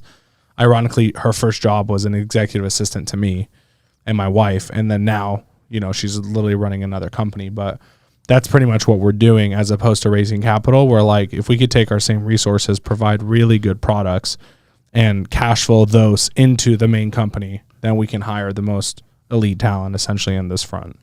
That's honestly the right approach in my opinion, because I think that if you got acquired, it's very hard to keep that culture that you've built here. It's just like an agency is really built off of the people that you hire and the right systems that you put in place. And beyond that, there's less tangible assets that are, say, can increase your valuation, basically. But if you bring a suite of companies, a suite of brands, or a suite of something else, that's much more attractive. And I think that if you can scale those up, then you can build out all the assets and hire all the people that you want to hire. Like, because honestly, I think it's going to be a difficult road if you do the acquisition model, because like, especially integrating an agency is very, very difficult it's hard enough to get just like a brand integrated into another company, like yet alone an agency where it's like all the people. It's like, that's a tough transition. So I would like how I'm looking at my model for Shroom Junkie is I'm looking at all the different pieces of the business and like, okay, how do I create that as an internal resource? How do I build out that division? How do I service that to other companies to fund that side of the thing? Kind of like what Amazon does with like AWS. Mm-hmm. They had to build the biggest servers out there, so might as well offer it to other people. We already invested in all that. So we might as well sell it to people. Now it happens to be over like 50% of their revenue comes which from is that. Crazy. Yeah, I think it's even more. It's insane. It's wild. So I think that especially an agency model, it honestly, you get case, like if you were to build brands or other things like that, it would allow you to basically like, hey, look, here's a case study for us. Here's what we're doing. You can attract new businesses. There's so many companies that need agencies or people that are talented or they need a very specific thing that you could provide those resources for. But like, I honestly think that the best strategy would be for you to be the acquirer and acquire those brands. And if you ever brought on I would just get creative with the financing vehicles that you currently have and like seller financing and other things to get these businesses into your ecosystem and make sure that you continue to build out that culture the right way. That's exactly what we did. So this year we actually acquired 2 agencies and 2 e-com brands, 3 e-com brands technically. And we did the same exact thing. We rolled them into us. The problem is, at what point do those become distractions to the main thing? And so we had to like pump the brakes and be like, I could easily just go just from the amount of people that apply to us that like do 6 figures a year, maybe low 7 figures that are like, I can't afford to pay a company $30,000 a month to do all these things for me, but I'll give you guys equity, come in and like run this thing up. I have a good product. Like there's an endless amount. I mean, I could post on my story right now and I would have 100 applications. But it's like, at what point does that become a distraction? Even though like we're already doing this for clients, when you take equity, there's a different level of responsibility. When something goes wrong in Shroom Junkie, in the factory, I will never have to worry about it as your marketer. As your partner, that's happens. A problem. That's a problem. And now it becomes a distraction. And so like, in these e-commerce brands that we have acquired, like it all sounds great. You're like, oh yeah, I'm going to do the marketing. I'm going to run the ads, emails, everything digital. You ship the orders. I'll take care of everything except shipping the orders and customer service. And we're in a great world. And then great, we need to ship orders for content. The port held them up because this is a specific chemical in this product, and now we have to pay $2,500, $5,000, whatever it is, to release it. To get it out, yeah. And it's like just a logistical nightmare of like, assistant, please chase this down instead of focusing on something that's for the company. It's like you realize the more you do it, the more that each one has like a small problem turns into one large problem, and then it becomes this complete distraction away from the company, which is like, the problem that we face. Because I could go vertical and go build way faster than I could if I just like got all these tiny pieces. Well, like how I at least see it in my hypothetical world is basically like creating kind of those business units. So there's a person responsible for the growth of that brand, and they are the ones that access your resources to scale that. There's somebody who has a guiding view of this brand that you're acquiring. So So basically how I would look at it is like, look, if there's a shipping problem, I know who to go to. Yeah. If there's production delays or there's supply chain issues or whatever that comes up, I don't know anything about that. That guy does. Yeah. And that's the person who would kind of lead the charge on all things that brand. But you got to have that person in place, or you're just tapping into your current resources a little too much. Exactly. Which became the problem. Because now that person could be like, hey, I need more creative. And you guys are like, okay, we'll put you in the slot just like any other company, and we'll get the creative out to you. So you got to have somebody who's leading the charge on that, who can kind of direct. And so it's not like all your individual resources are having to think about that brand. Now they can treat them more like a customer. Yeah, it's funny. We did that one time successfully, and we really scaled up a brand.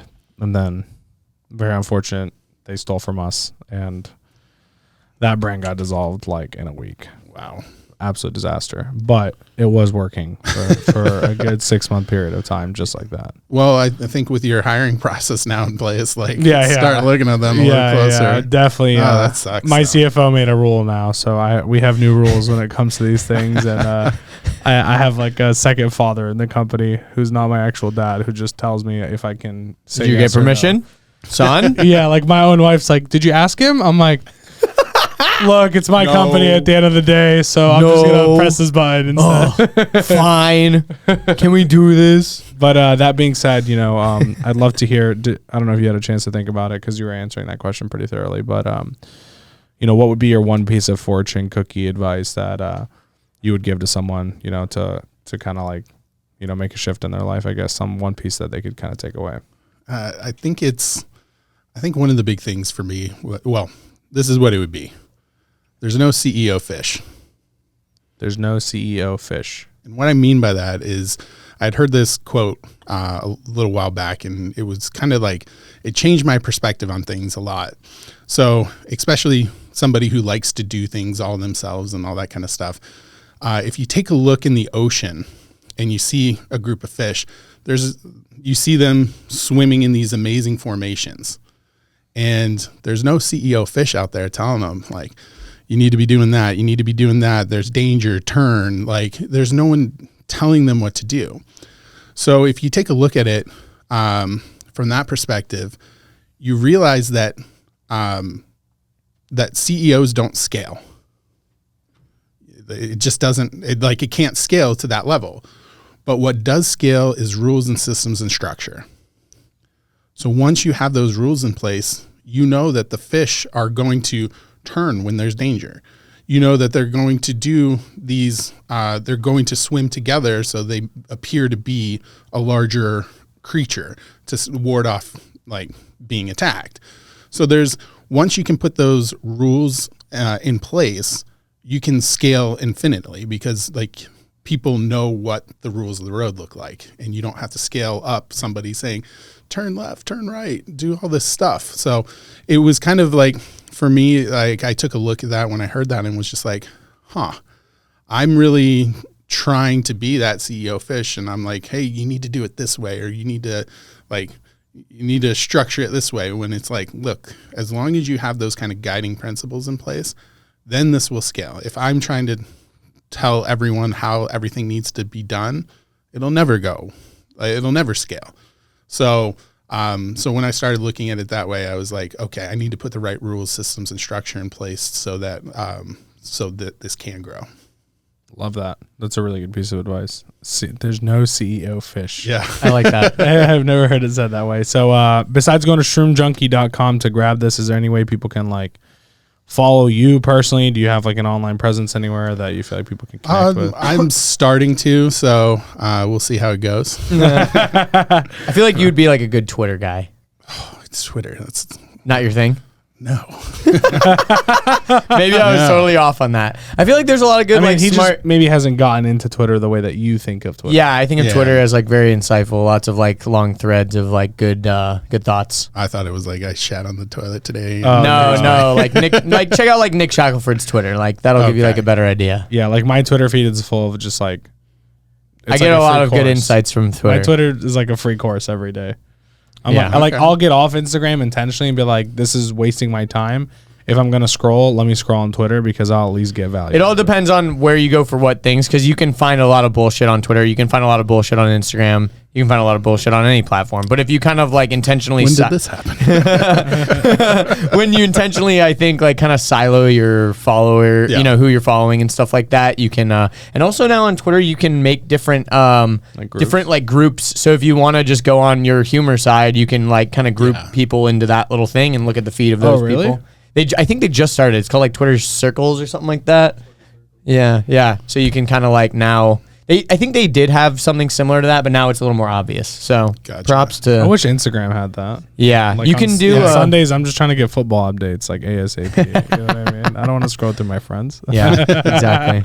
But thank you so much, man. I know you flew in here to make this happen, and we're so grateful to be a part of this project, working with you, meeting you in person finally. And definitely. Thanks again for making this happen. Let's scale it up. Shroomjunkie.com. Shroomjunkie.com or josh.m.hahn on Instagram. There you go. I was asking you earlier. You're like, nah, maybe. No, it's starting. We're putting some stuff together. Give him some followers. I appreciate you, Josh. Give me past 26.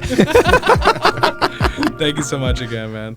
Thanks for tuning in to another episode of the 4Media Uncut podcast. If you want to work with us, learn with us, or even join the team and be a part of what we're doing at 4Media Marketing, just go to our website. It's 4media.marketing. No .com, no .net, .marketing, because that's all we do around here. And most importantly, share this with a friend wherever you're listening to or watching this on. Please hit that share button, send it over to a friend, someone else that you think will get value out of this. It would mean the world to us. And if you're watching on YouTube, make sure you like this video and comment down below any suggestions for future guests. And if you're on Apple Podcasts, please rate this 5 stars and leave us a review there. That helps us tremendously in the algorithm world. Thanks again for watching, and we'll see you on the next episode of 4Media Uncut Podcast.